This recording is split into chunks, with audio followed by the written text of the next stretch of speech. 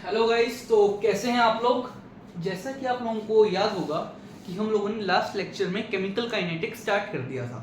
अब हमने last time क्या पढ़ लिया था, एवरेज रेट, इंस्टेंटेनियस रेट, हम रेट को कैसे लिखते हैं कि, और rate of appearance, rate of disappearance, rate of reaction की हमने वो पूरी की पूरी टर्म लिखी थी। ठीक है, उससे हम लोगों ने rate of appearance, rate of disappearance कुछ क्वेश्चंस में निकाला भी था। तो होप्सो आप लोगों को वो सारी की सारी बातें अच्छे समझ आ गई होंगी। ठीक है, तो चलिए आज का टॉपिक शुरू करते हैं। वो है रेट लॉ। ठीक है गाइस, जैसा कि आप लोगों को याद होगा हम लोगों ने लास्ट टाइम पे factors affecting rate of reaction पढ़ा था। ठीक है, अब वो फैक्टर्स क्या थे, उसमें सबसे पहला हमारा फैक्टर था कंसंट्रेशन, उसके बाद टेम्परेचर, कैटेलिस्ट, ये सब हमने पढ़ा था। ठीक है, अब सबसे पहले था कंसंट्रेशन। कंसंट्रेशन ऐसे डिपेंड करती है हमारे रेट पे कि हमारा रेट है वो डायरेक्टली प्रोपोर्शनल होता है कंसंट्रेशन ऑफ रिएक्टेंट्स पे। ठीक है, तो रेट लॉ में ये बताता है कि rate of a reaction is directly proportional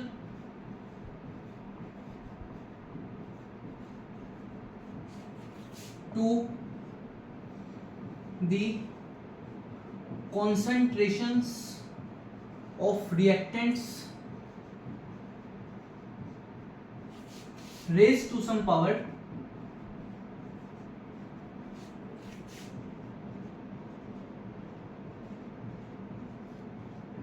which may or may not be equal to stoichiometric coefficient।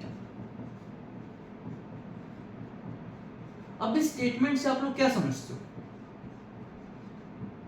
ठीक है, तो प्रॉपर लिख लो कि directly proportional to the product of concentration of reactant. ठीक है, जैसा कि चलो अभी आप लोगों को पता है कि मान लो मैं कोई भी जनरल रिएक्शन लिखता हूं। ठीक है, जैसे हम लास्ट टाइम लिख रहे थे ए प्लस बी बी, लेट से वो बनता है सी सी प्लस डी डी। अब यहाँ पर स्मॉल ए, small B, small C, small D क्या है, स्टोइशियोमेट्रिक कोफिशिएंट्स। ठीक है, अब लास्ट टाइम हम लोगों ने रेट कैसे लिखा था, 1/a minus d a by d t, या फिर 1/b minus d b by d t, which is equal to 1/c d c by d t और 1/d d d by d t. ठीक है, last time हम लोगों ने rate ऐसे लिख लिया था। ठीक है, रेट। ठीक है, अब इस स्टेटमेंट के अकॉर्डिंग हम लोग रेट ऑफ रिएक्शन कैसे लिख सकते हैं। ठीक है, अभी हम लोग ने ये वाला मेथड तो पढ़ लिया कि हाँ रेट ऐसे लिखते हैं, बट अगर मान लो मैं इस स्टेटमेंट के अकॉर्डिंग रेट लिखूं तो वो होगा जैसा कि हम लोगों ने पढ़ा था कि directly proportional to product of concentration of reactants. ठीक है, अब मान लो लेट्स से मैं ए की कंसंट्रेशन को ऐसे रिप्रेजेंट कर रहा हूं और बी की ऐसे। ठीक है, अब इनके स्टोइशियोमेट्रिक कोफिशिएंट्स हैं ए और बी। ठीक है, यानी कि इतने मोल ए के रिएक्ट कर रहे हैं, इतने मोल बी के रिएक्ट कर रहे हैं। ठीक है, अब रेट जो है, ठीक है, इनकी प्रोडक्ट के इक्वल है और इनकी कंसंट्रेशन में कोई पावर रेज करते हैं, लेट्स से वो एक्स और वाई है, और ये नेसेसरी नहीं है कि एक्स और वाई आप लोगों के स्टोइशियोमेट्रिक कोफिशिएंट्स के इक्वल होंगे, ये कतई नेसेसरी नहीं है। ठीक है, तो ये वाली बात हमारा रेट लॉ बताता है हमें। ठीक है, तो इतना एक बार नोट कर लीजिए, होप्स आप लोगों को इतना समझ आ गया होगा। ठीक है, तो अब ये x और y क्या है।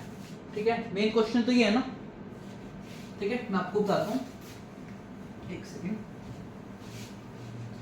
ये x और y है हमारे ऑर्डर ऑफ रिएक्शन। ठीक है, x है order with respect to a, y है order with respect to b। ठीक है, तो रेट लॉ के अकॉर्डिंग अगर कोई रिएक्शन है a प्लस b b बना सी सी प्लस डी डी, तो रेट हमारा डायरेक्टली प्रोपोर्शनल है a की पावर x एंड b की पावर y। ठीक है, और यहां पर एक प्रोपोर्शनैलिटी कांस्टेंट आता है। ठीक है, इसको हम कहते हैं रेट कांस्टेंट।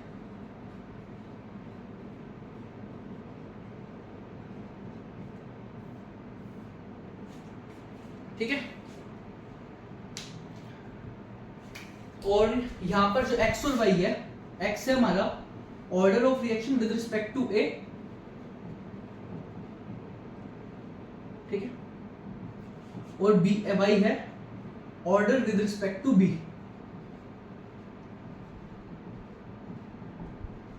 ठीक है, और अगर मान लो मैं इन दोनों को ऐड करता हूं x प्लस वाई, ठीक है, लेट्स से मैं उसको n से रिप्रेजेंट कर सकता हूं, ठीक है, तो इसको हम कहते हैं ऑर्डर ऑफ रिएक्शन। ठीक है, ऑर्डर ऑफ रिएक्शन निकालने काफी क्वेश्चन आते हैं, हम देखेंगे कैसे निकालते हैं। ठीक है, तो होप सो आप लोगों को इतना समझ आ गया हो कि ऑर्डर क्या है, हम रेट लो क्या है, हम कैसे रेट को रिप्रेजेंट कर सकते हैं। ठीक है, बट अगर मान लो ये कोई एलिमेंट्री रिएक्शन है, एलिमेंट्री यानी कि सिंगल स्टेप, ठीक है, लेट्स से ए से बी बना, बस बन गया। ठीक है, तो उस केस में जो सा हमारा ऑर्डर है यानी कि एक्स या फिर वाई, ठीक है, वो इक्वल होता है स्टोइशियोमेट्रिक कोफिशिएंट के।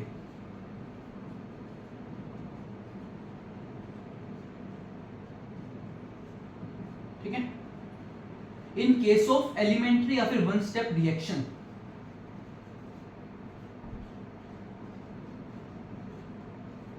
ठीक है, देखो अगर मान लो कोई भी रिएक्शन आप लोगों के पास, लेट्स से वही जो मैंने बातें ए टू बी, अब जरूरी तो नहीं है ना ए टू बी सीधा ही जा रहा हूं। ठीक है, हो सकता है कि पहले ए सी में कन्वर्ट हो, उसके बाद ये बी में कन्वर्ट हो। ठीक है, ये होती है हमारी कॉम्प्लेक्स रिएक्शन। ठीक है, इसमें काफी सारे स्टेप्स इन्वॉल्व होते हैं। ठीक है, पहले एक इंटरमीडिएट बनता है, ठीक है, फिर वो इंटरमीडिएट कन्वर्ट होता है हमारे प्रोडक्ट में, दो इंटरमीडिएट भी बन सकते हैं। ठीक है, ऐसे में बस काफी रिएक्शन हो सकती है, तो जरूरी नहीं है कि हमारी जो रिएक्शन है साइड से वन स्टेप हो। ठीक है, अगर मान लो ए टू बी जा रहा है और सबसे पहले वो सी में कन्वर्ट हो रहा है, तो हमारी कॉम्प्लेक्स रिएक्शन होगी। इस केस में जो उनसा हमारा ऑर्डर है वो स्टोइशियोमेट्रिक कोफिशिएंट के इक्वल नहीं होगा। ठीक है, इस केस में आप लोग देख सकते हो हमारी दो एलिमेंट्री रिएक्शन बन रही है कि ए से पहले सी में जा रहा है, फिर सी से डी में जा रहा है। ठीक है, आगे हम इन कॉम्प्लेक्स रिएक्शंस के बारे में पढ़ेंगे थोड़ा बहुत। तो इन कॉम्प्लेक्स रिएक्शन में जो सा हमारा ऑर्डर है वो स्टोइशियोमेट्रिक कोफिशिएंट के इक्वल नहीं होता है, ये वाली बात आप लोग याद रखना। ठीक है,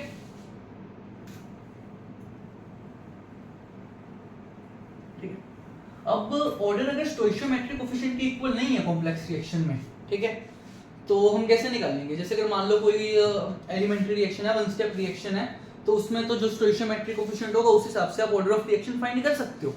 बट अगर नहीं है तो कॉम्प्लेक्स रिएक्शन का ऑर्डर है हम वैसे मैकेनिज्म के थ्रू फाइंड करते हैं, या फिर जो उनसा हमारा ऑर्डर है वैसे वो एक एक्सपेरिमेंटल क्वांटिटी है। ठीक है,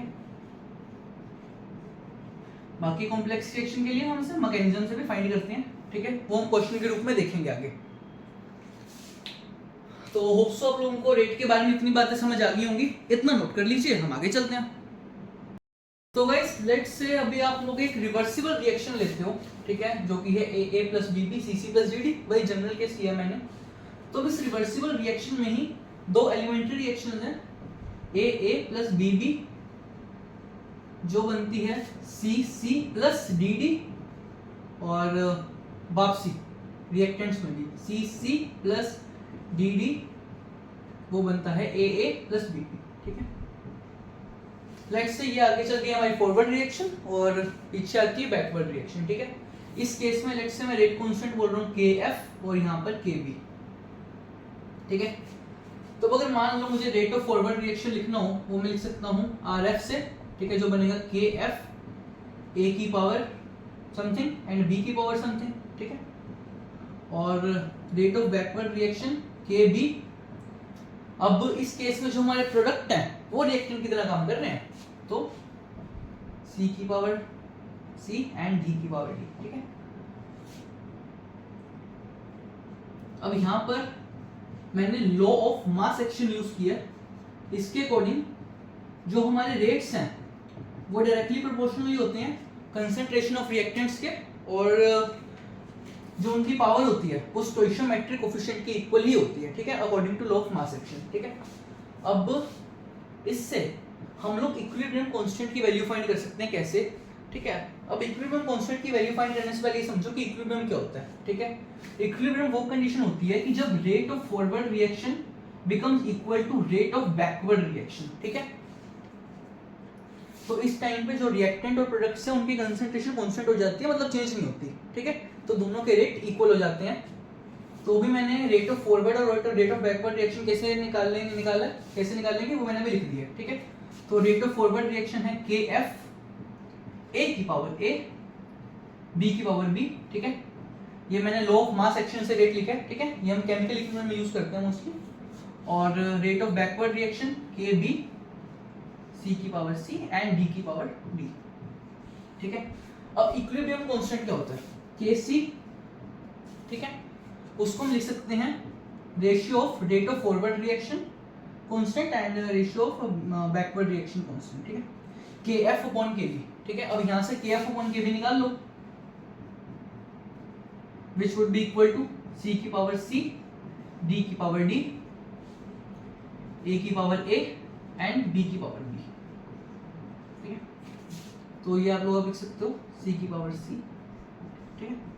तो ऐसे ही हम लॉ ऑफ मास एक्शन के थ्रू हम लोग इक्विलिब्रियम कांस्टेंट की वैल्यू फाइंड कर सकते हैं, जो कि ये आती है, ठीक है। तो होप सो आप लोगों को इतनी बात समझ आ गई होगी, तो इतना नोट कर लीजिए। हम आगे चलते हैं। तो गाइस चलिए अब आगे चलते हैं, ठीक है। गाइस अभी आप लोगों को याद होगा हमने थोड़ी देर पहले ऑर्डर के बारे में पढ़ा है, ठीक है। रेट लॉ के अकॉर्डिंग हम लोग ऑर्डर कैसे फाइंड कर सकते हैं, ठीक है। तो कुछ ऑर्डर के बारे में लिख लीजिए, ठीक है। कि सबसे पहले जो सा हमारा ऑर्डर है वो एक एक्सपेरिमेंटल क्वांटिटी है, ठीक है। एक्सपेरिमेंट्स के थ्रू इसे फाइंड किया जाता है, ठीक है। और for elementary reaction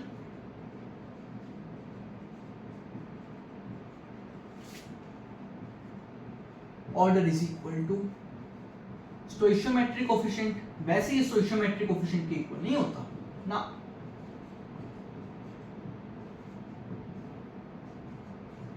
and for complex reaction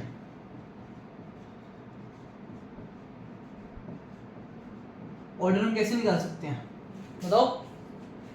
order can be found using mechanism, ठीक है। अगर आप लोगों को मैकेनिज्म गिवन है कि हाँ कितने स्टेप्स में हो रही है, कौन कौन से स्टेप्स में हो रही है, तो आप लोग फाइंड कर सकते हो।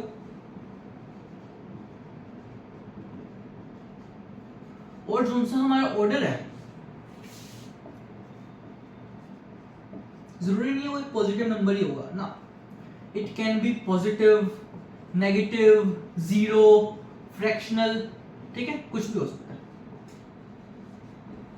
तो होप सो आप लोगों को इतना समझ आ गया होगा, इतना नोट कर लीजिए। अब हम आगे चलते हैं, ठीक है।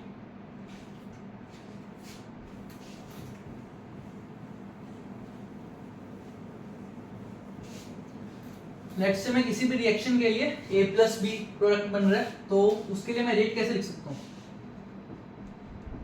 k a की पावर x b की पावर y, ठीक है। अब यहां पर जो हमारा x प्लस वाई है उसको मैं n के इक्वल लिख सकता हूं, जो कि है ऑर्डर ऑफ रिएक्शन। इतना मैं आप लोगों को बहुत अच्छे से बता चुका हूं, ठीक है। क्या होता है हमारा रेट कांस्टेंट। अब इस रेट कांस्टेंट की यूनिट्स क्या होती हैं, ठीक है। ये बड़ा इंपॉर्टेंट सवाल है।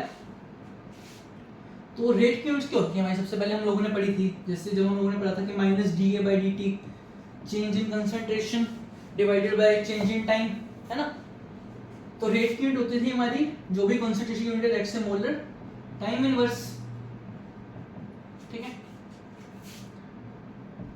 के अब ये भी दोनों हमारी कंसंट्रेशंस हैं ए और बी, ठीक है। अब इनके यूनिट्स ऐसी होंगे मोलर में कि m की पावर x और m की पावर y। अगर मैं इन दोनों की यूनिट्स लिखूं तो ये बनेगा k की power molarity x plus y, ठीक है।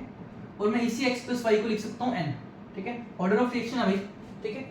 तो यहाँ से हमारे पास यूनिट्स ऑफ रेट कांस्टेंट आते हैं, ठीक है। बहुत इंपॉर्टेंट है ये, ध्यान से देखिए, ठीक है। यूनिट्स ऑफ रेट कांस्टेंट,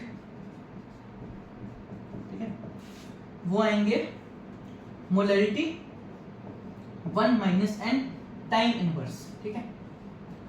तो ऐसे हम यूनिट ऑफ रेट कांस्टेंट से ऑर्डर ऑफ रिएक्शन भी निकाल सकते हैं। ये भी आप लोग देखोगे आगे कैसे, ठीक है। या फिर अलग अलग ऑर्डर ऑफ रिएक्शन, जितनी अलग अलग ऑर्डर के लिए हमारे डिफरेंट यूनिट होता है रेट कांस्टेंट का, ठीक है। तो इसलिए ये वाली बात याद रखना बहुत ही ज्यादा इंपॉर्टेंट है, ठीक है। ठीक है। तो याद रखना यूनिट्स ऑफ रेट कांस्टेंट ये होते हैं, ठीक है। और जो रेट है उसके यूनिट फिक्स होते हैं, ठीक है, मोलैरिटी टाइम इनवर्स, ठीक है। लेकिन जो सा यूनिट ऑफ रेट कांस्टेंट है वो चेंज करता है विद ऑर्डर, ठीक है। It depends on order of reaction. तो ये वाली बात याद रखना, ठीक है। मोस्टली हम वैसे टाइम के यूनिट सेकंड ले लेते हैं, बाकी आर भी हो सकता है, मिनट भी हो सकता है, कुछ भी हो सकता है। तो होप्स आप लोगों को इतना समझ आ गया होगा कि यूनिट ऑफ रेट कांस्टेंट आप लोग कैसे फाइंड कर सकते हो। याद रखना ये चीज बहुत इंपॉर्टेंट है, ठीक है। ऑर्डर ऑफ रिएक्शन से हम यूनिट ऑफ रेट कांस्टेंट बड़े आराम से निकाल सकते हैं, ठीक है। या फिर अगर आपको यूनिट ऑफ रेट कांस्टेंट दिया तो उससे ऑर्डर ऑफ रिएक्शन भी निकाल सकते हो, ठीक है। और ऑर्डर ऑफ रिएक्शन का आगे इस चैप्टर में बहुत ही ज्यादा अहम रोल रहने वाला है, ठीक है। और ये जो हमारा रेट कांस्टेंट होता है ये टेम्परेचर पे डिपेंड करता है, ठीक है। अगर मान लो आपका रेट कांस्टेंट की वैल्यू बड़ी है, आपकी रेट कांस्टेंट की वैल्यू मतलब आपकी रिएक्शन फास्ट है, ठीक है। अगर आपकी स्मॉल वैल्यू है रेट कांस्टेंट की तो मतलब आपकी रिएक्शन स्लो है, ठीक है। और जो सा हमारा के है ये do not depend on concentration of reactant, ठीक है।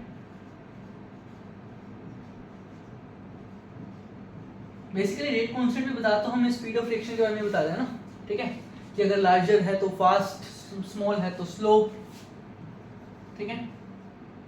और it depend on nature of reactant, ठीक है। तो लिख लीजिए ये किन किन बातों पे डिपेंड कर रहा है, ठीक है। कंसंट्रेशन ऑफ रिएक्टेंट पे डिपेंड नहीं करता बट नेचर पे करता है, ठीक है। तो होप सो आप लोगों को इतनी बात समझ आती होगी, इतना नोट कर लीजिए। अब हम आगे चलते हैं। लेट्स से मैं आप लोगों को अभी एक रिएक्शन देता हूं, आप इसका ऑर्डर फाइंड करना है, ठीक है। तो रिएक्शन कुछ इस प्रकार है, 2A प्लस B बन गया हमारा C, ठीक है। यहाँ पर आपको यूनिट ऑफ रेट कांस्टेंट दे रहा हूँ मैं, या फिर रेट कांस्टेंट की वैल्यू ले लो पूरी, 2 × 10⁻⁻⁶ सेकेंड इनवर्स, ठीक है। तो इस केस में आप लोगों की ऑर्डर ऑफ रिएक्शन क्या होगी, फाइंड करो, ठीक है। कैसे फाइंड करोगे, सोचो। सिर्फ यूनिट ऑफ रेट कांस्टेंट से आपको unit of rate constant given है सेकेंड इनवर्स, ठीक है। होनी कैसी चाहिए, m1 - n सेकेंड इनवर्स यानी कि टाइम इनवर्स, ठीक है। ये यूनिट ऑफ रेट कांस्टेंट होनी चाहिए। अब यहाँ पर आप n की क्या वैल्यू पुट करोगे, सिर्फ सेकेंड इनवर्स बचे 1, 1 - 1 0, मोलैरिटी गायब हो जाएगी, ठीक है। तो order of reaction should be 1, ठीक है, यानी कि फर्स्ट ऑर्डर रिएक्शन। तो ऐसे आप लोग यूनिट्स देख के ऑर्डर ऑफ रिएक्शन फाइंड कर सकते हो, वेरी सिंपल। तो होप सो आप लोगों को इतना समझ आ गया होगा। चलिए आगे चलते हैं। तो गाइस अभी आप लोगों के सामने एक क्वेश्चन है, इससे एक बार अच्छे से रीड कर लीजिए। क्या कह रही है कि for the reaction system 2NO + O2 जो बनता है 2NO2, volume is suddenly reduced to half of its value by increasing the pressure on it, ठीक है। वॉल्यूम हाफ कर दी, ठीक है। अब सबसे पहले समझिए कि आपकी कंसंट्रेशन मोलैरिटी, इसका फॉर्मूला क्या होता है कि number of moles divided by volume, ठीक है। अगर आप लोगों ने वॉल्यूम हाफ कर दी यानी कि V/2 कर दी तो 2 ऊपर जाएगा, तो मोलैरिटी हो जाएगी आप लोगों की 2m, ठीक है।